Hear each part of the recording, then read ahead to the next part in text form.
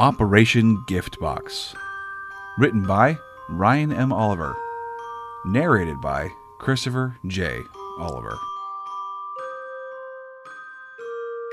'Twas the morning of Christmas Day, and all through the house not a creature was stirring. Okay, that's not technically true. I was stirring a lot. So much so, it hurt. The anxiety, the excitement, the stuff. Thoughts indeed danced like sugar plums in my head.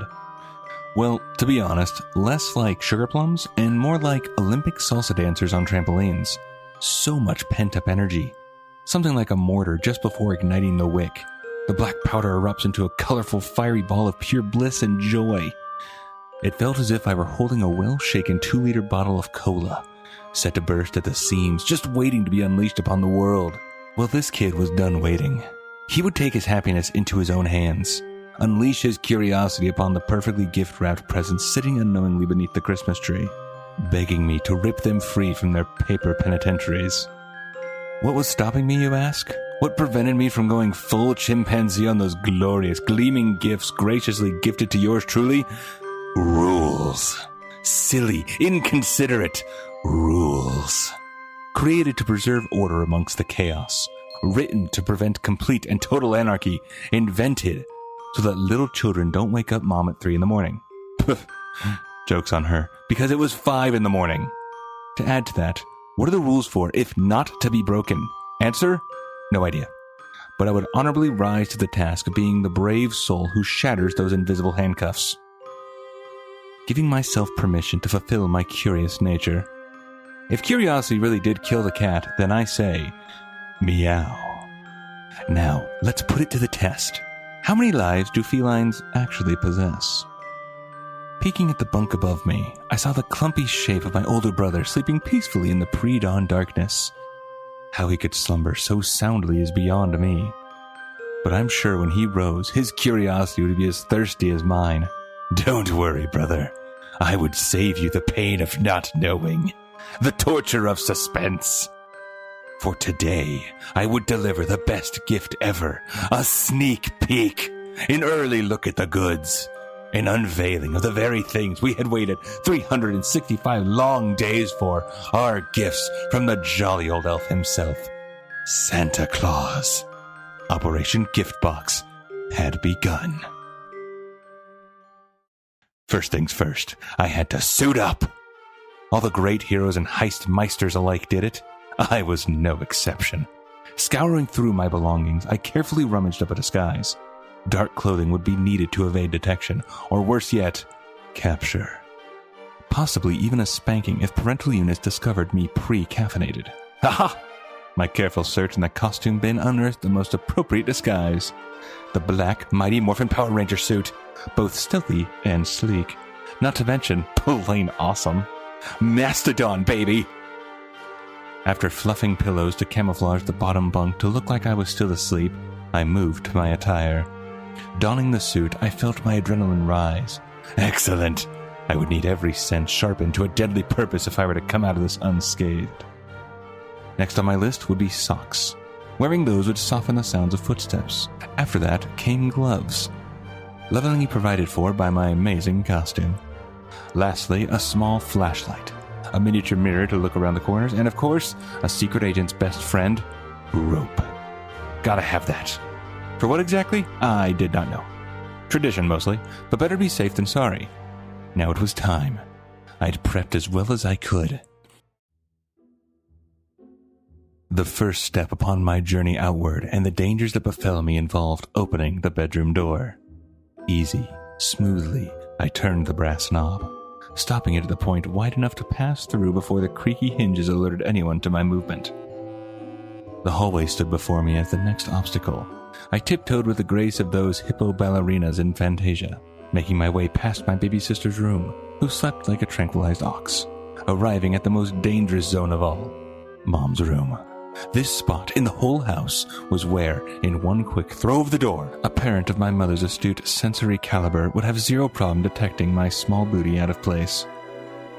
"Don't go downstairs or wake me up before 7 a.m., she would remind us the night before. "Your baby sister needs her sleep, and we're going to be very busy tomorrow with family gatherings." Thoughtfully, however, she never followed up with a punishment. If we were to break this rule, so the consequences must have been dire. Would we be hung by our toes, pelted with stones? Or perhaps the worst consequence of all? No gifts.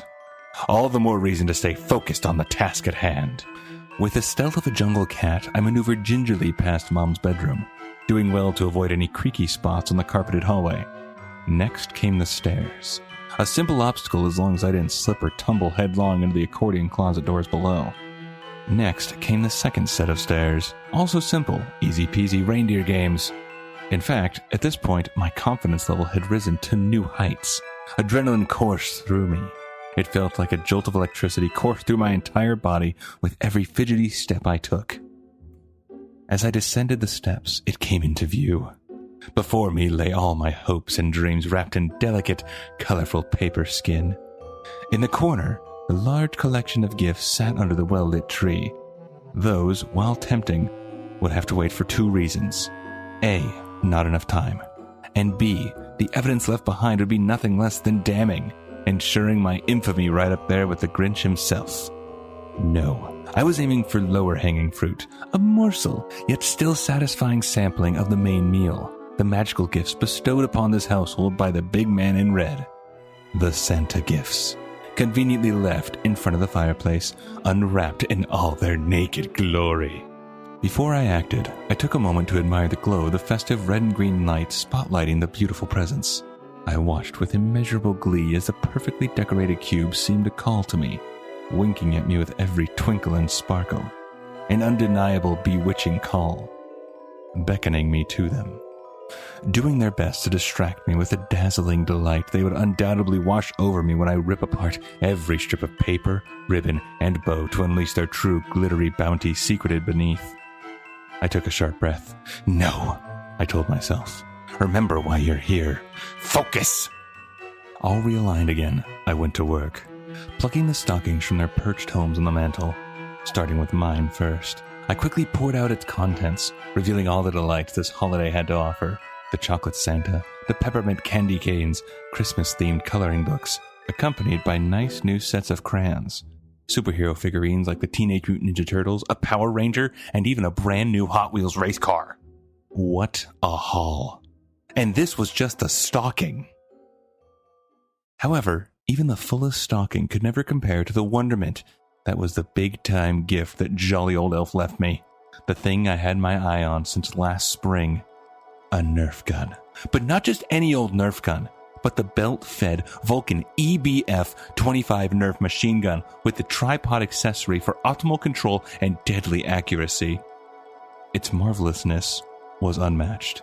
Even the sun and stars themselves paled in comparison to the might and awe I felt in the presence of such a toy. Nay, a WMA, a weapon of mass amusement. With a shuddering breath, I memorized every inch of its yellow and orange form.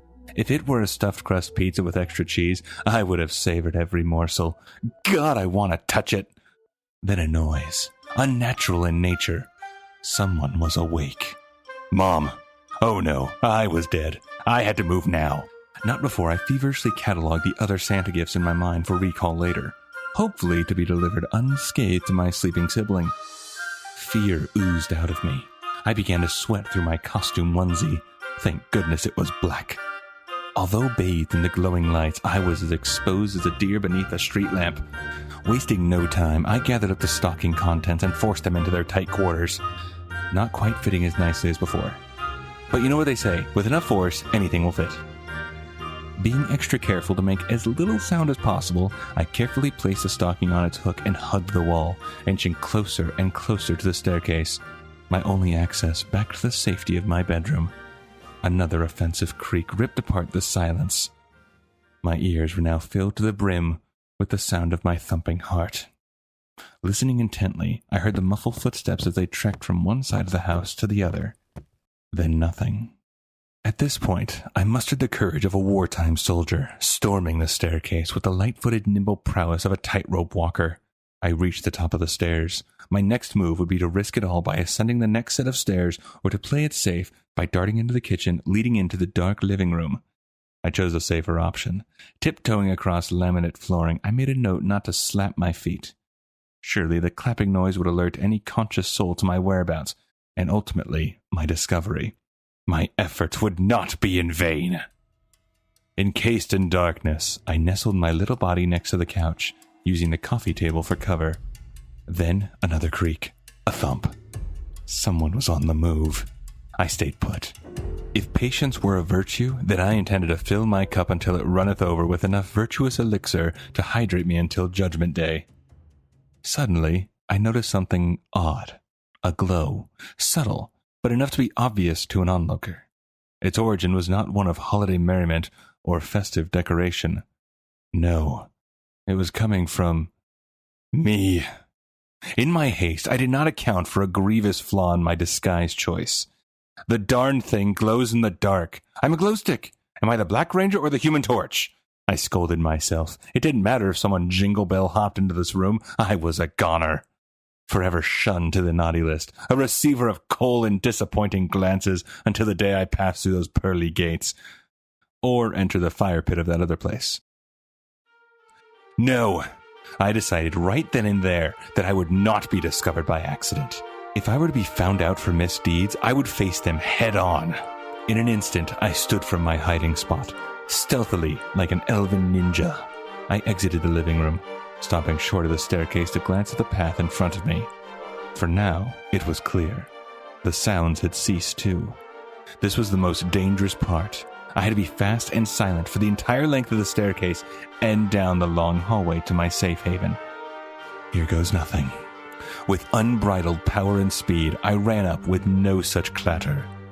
Up the staircase I went like a prized racehorse moments after the gates flew open. And at the same time, I envisioned myself floating above the carpet, a sleigh streaking across the sky, or a little Christmas spirit vanishing without a trace. I was never there. I'm already in my room, I told myself.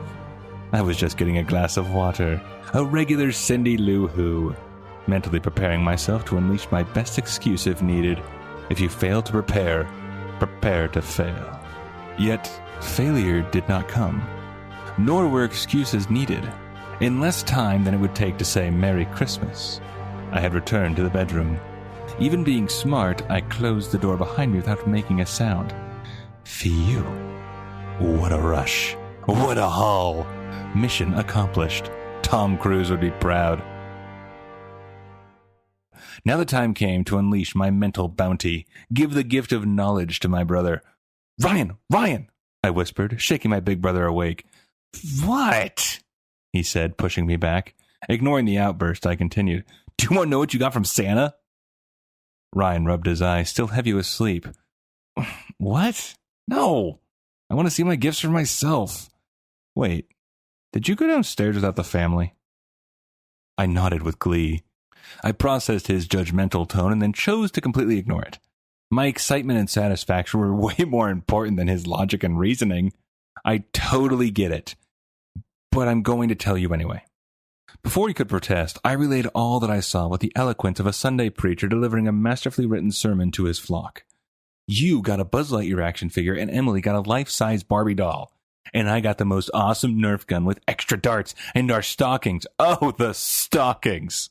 Chris, I didn't want to know. Thanks for ruining the surprise. Ugh. You're welcome, I said with the smile of an angel. I grinned so wide my cheeks hurt.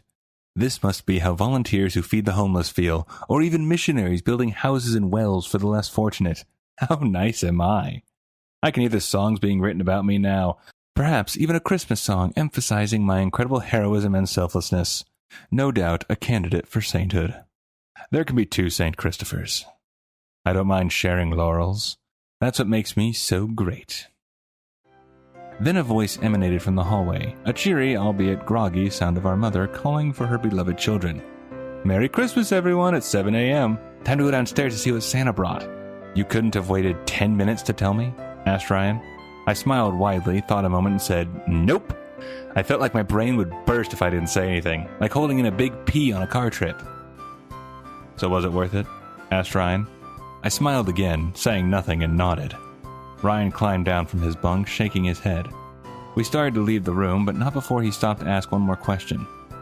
Are you wearing the Black Ranger suit? I looked at my chest, nodded again, and quickly stripped out of my disguise. Merry Christmas, Ryan. Merry Christmas, bro. You're welcome again. The last one down the stairs opens their gifts last, Ryan shouted. No! I rebutted, then raced faster than a speeding reindeer to the family room.